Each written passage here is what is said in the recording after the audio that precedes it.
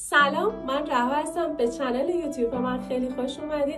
قراره اینجا با دنیایی از انرژی ها آشنا بشیم. قراره دنیای متافیزیک رو بیشتر بشناسیم تا بتونیم جذب خواسته هامون رو برای خودمون راحت تر کنیم. بچه‌ها، همونجور که میدونید دنیای ما دیگه دنیای انرژی ها است و قرار اتفاقاتی برامون رقم بخوره که خواسته و ناخواسته ما رو میکشه سمت انرژی ها. پس بهتره تو زودتر ازش استفاده کنی تا به خواسته هات برسی. همونجوری که همه ما میدونیم دیگه کار فیزیکی اونجوری که باید جواب به ما نمیده و ما باید از نیروی انرژی ها و متافیزیک استفاده کنیم برای رسیدن به خواسته ها و نیت هامون.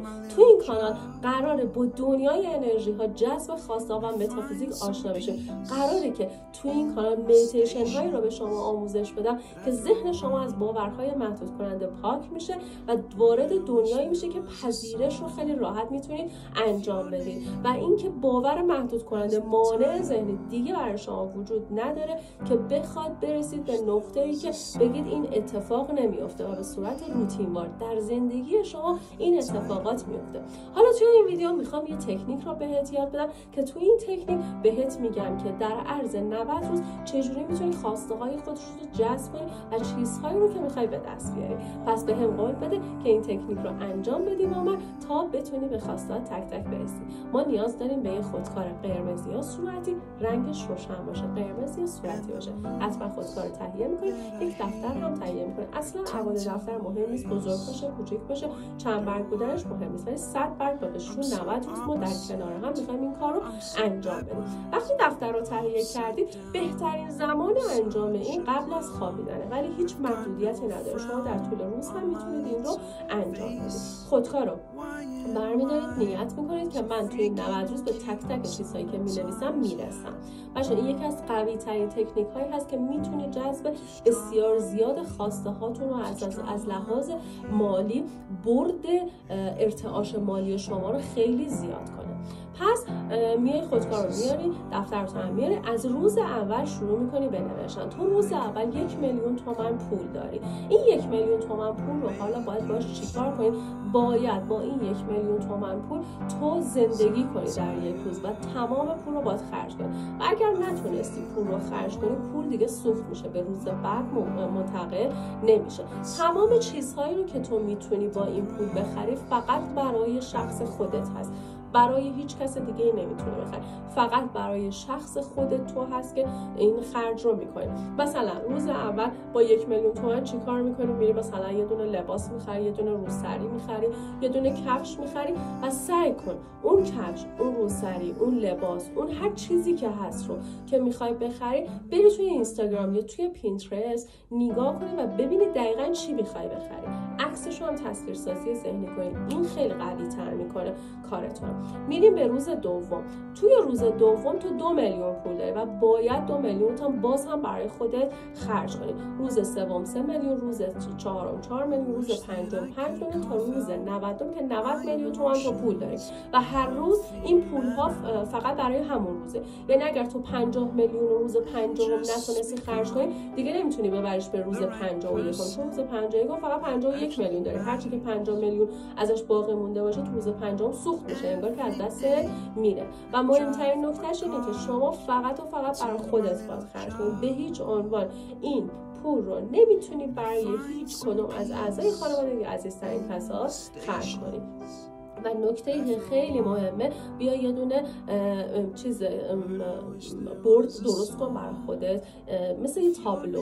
مثلا این که تو دوست داری برسی به نقطه‌ای که ماشین داشته باشی، می‌خوای ماشین بخری. خب با 90,000,000 نمیتونی ماشین بخری. مثلا بگو من اول سوئیچ ماشین رو می‌خرم، بعد میرم یه وسیله دیگه برای ماشین می‌خرم، بعد میرم یه مثلا ضبط برای ماشین می‌خرم. یه سری چیزهایی که به ماشین ارتباط داشته باشن توی خریدای روزانت بیار و به اندازه پولی که میتونی بخری خریدت رو انجام بده. 90 روز که پولت تموم شد، وقتی برگ میزنی از روز اول نگاه میکنی میبینی ناخودآگاه یه سری چیزها برای تو اتفاق افتاده و یه کسایی برات خریدن یا خودت خریدی بدون که تو فکرشو کنی. من اولین باری که این رو نوشته بودم خیلی جالب بود. هر چیزی رو که مینوشتم ایمان داشتم بهش میرسم و میرفتم میگشتم پیدا میکردم توی گوگل، تو پینترست، تو اینستاگرام، ازشون عکس میگرفتم برای خودم درست میکردم یه حالا فایلی رو که تمام این عکس این چیزایی که دوست دارم داشته باشم توی این فایل بود.